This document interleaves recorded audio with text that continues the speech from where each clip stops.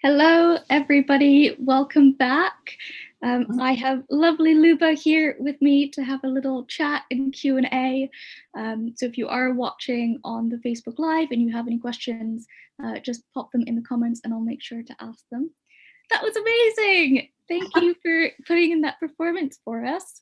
Well, thank you for having me. It was great. Honestly, I really loved just how you were able to kind of shift your idea to the online platform, because I know we've talked about it a few times. For everybody watching, did you want to talk a little bit more about your piece and kind of how you got it to the stage it's at now? So I've been working on a project for the last few years called Sounds from the Biome. And what I do regularly, I've done several residencies in the mountains here, which are about an hour's drive away from Calgary, where I'm located. And I've been really interested in recording ecosystems around trees and ecosystems around forested spaces, because I feel like the forest can be a creative, productive space. And so that's been my main project for the last few years. And what I've found doing this project is that I've really become interested in selective listening, or how humans have selective listening, in terms of how when we're focused on a sound, we don't really hear what else is happening in the environment. So with this piece, that really came through for me, because I started recording in my garden and in isolation now. This is my kind of microcosm of a wilderness, as we were saying earlier. And so I wanted to do something that kind of showed my longing and nostalgia for the wilderness. And but what ended up happening was that selective listening happened, where I was recording while I was recording in the garden. All of these sounds, my neighbors tending to their gardens. The back of my house backs out not too far away from a main road, so I could hear the rush of traffic. So a lot of that sound that you can hear in the piece is, people going in cars. There's traffic there. Plus, there is a car wash behind our house. And so some of those lovely kind of bell-like sounds were actually people working with equipment. And so all of these unplanned sounds became part of the piece. Oh, that's my dog. One of the things that happened was that in this time of isolation, I feel like time has really slowed down. And so I was shooting using my gimbal and using my camera, in the sense that I wanted to slow down the images. And what happened was the sounds became very slowed down as well. And I really liked the way that worked out. I was really enjoying layering the sounds from previous sounds that I had recorded in the wilderness with these urban landscape sounds that I captured for this project. And in addition to that, I was really inspired by a poem by a Ukrainian poet and author and philosopher, Oksana Zabushko.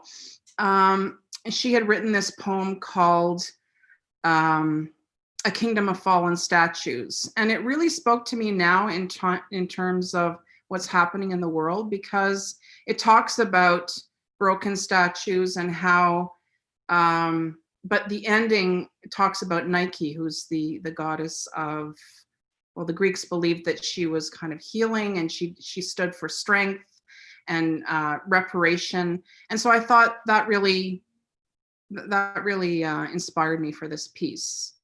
And that's why I showed this broken statue within the piece, showing the two parts of it. And I think what's important now is too, it seems like things are broken in the world somewhat, but I think it's all reparable and fixable. So That's great. Thank you. I always love when we're kind of having these informal chats, because there's always just little things that I go, oh, of course, that makes so much sense. And kind of what you mentioned about kind of really focusing on listening just brought me back to going on hikes when I was back in Canada, or even walking around London. You're so kind of bombarded with sound all the time, but as soon as you find yourself out in nature, you know, the slightest snap of a twig brings your full attention, because it's not, the sounds that we're used to in nature are so opposite to what we hear, kind of in our day to day. And it's really interesting as well of when you're recording your work. You know, there is that, you had the sound of the car wash and the traffic and kind of life still moving on just at a slower pace. Right. And I think that's a really great takeaway, especially kind of in this kind of troubling time at the moment, to realize to take a step back and listen to your surroundings and realize that things are kind of still moving forward. That's right. Yeah. Absolutely beautiful. Honestly beautiful. How have you found kind of the collaborative elements of kind of our Co.Lab festival so far? Is it something that's really new for your practice, or is kind of collaborating something you've done in the past as well? Yeah, well, that I have done quite a bit of collaboration, and I really enjoy it. It kind of brings together a community of people, I think, which is very important, especially now. You know, we're all distanced from each other, and forming those communities is very, very important for artists and for, you know, all sorts of people. But I've really enjoyed the Exquisite Corpse project that we did. It was always such a surprise to receive a file and knowing that it's all layered with different sounds and images that the different artists in our group have put together. I've really enjoyed that. And I think, yeah, but collaboration, I've done other projects before, and I've always really enjoyed that. Amazing. I think, yeah, the Exquisite Corpse has been a project that I think has really kind of tied our group together. Everybody's kind of said in some way or another, it's kind of pushed them outside their comfort zones a little bit, or, you know, made them really study each other's work in a way that, you know, it might be so different to their own practice, and it's made them look at their own work in a different way, which is exactly what we were hoping to do. Yeah. How did you find kind of transitioning your sound walk into the online space? Kind of how different would the piece be if you think we were still in, you know, a physical location kind of going next year to the festival? Is there anything you're going to take forward from kind of the online experience to hopefully being able to do it in person next year? Mm-hmm.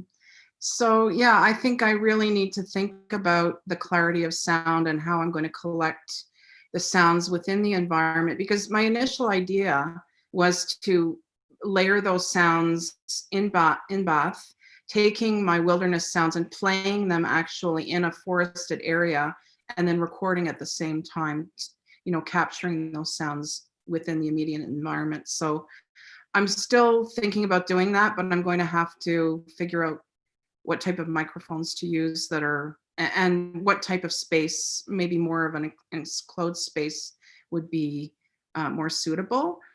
But I'm also thinking about composition and like composing and having the audience partake or contribute. I had done one project in Bath a few years ago where I had a DJ set booth set up, and audience members came in and contributed that way. So that, I think I might revive that project again, because that way people can use banks of sounds that are already in the interface, and they can remix them themselves. So that might be a component of something that I might do. And then there's also a project that I've done that I'm currently working on, where I'm working on drawings that I'm converting to sound. And so I've started collaborating with some of our group on that as well. So it's really interesting taking an image, like a drawing, scanning it, and then bringing it in and making it a sound object, basically. Yeah, that's been a really interesting project. I followed bits and pieces of it as you've kind of brought it up with our group, and I'm very curious to hear some of the Mhm. results. I imagine it'll be absolutely fantastic. Um, I guess one thing I want to touch on that I've asked in kind of some of our other Q&As, how did you find yourself working kind of with sound and experimental sound? Was it something that came quite naturally in your practice, or did you kind of stumble into it? I think I've always been interested because I don't play guitar as much anymore, piano, but I had musical training as a child. And then because of a series of things happening in life, I kind of let it go. But once I started at art school and working on projects, I realized that working on different types of art projects, I realized that I was still really drawn to sound. I really enjoyed working with it, and it felt really natural to me. I think when I went to university initially and did my fine arts degree, I studied painting and drawing.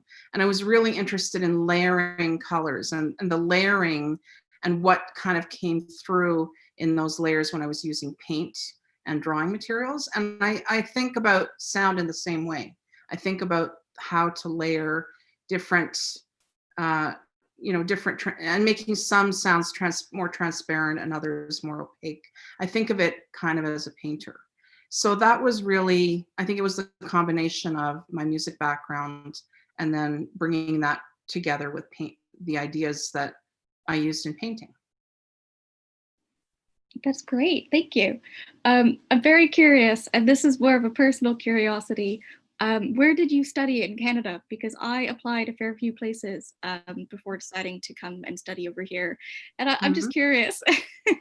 My undergraduate was at Concordia University in Montreal. Wonderful university if you ever get a chance to go there. Then when we moved to Calgary, I went to the University of Calgary to do my master's degree. And then when I was ready to do my doctorate, I decided that I wanted to go overseas. And that was at Bath Spa University at the Bath School of Art and Design. Fantastic. I applied to Concordia. I didn't go, but I loved their fine art studios kind of tucked away a few streets over, having to trudge through the snow and cold to get in. But oh, that's fantastic. Yeah. I guess we should say thank you again. Amazing performance. And thank you for everybody who tuned in as well. I guess we'll wrap up in a minute now. It's been such a great experience kind of working with you in this project and kind of seeing the few developments kind of leading up to this performance tonight. So an amazing, good job. I've really thoroughly enjoyed it.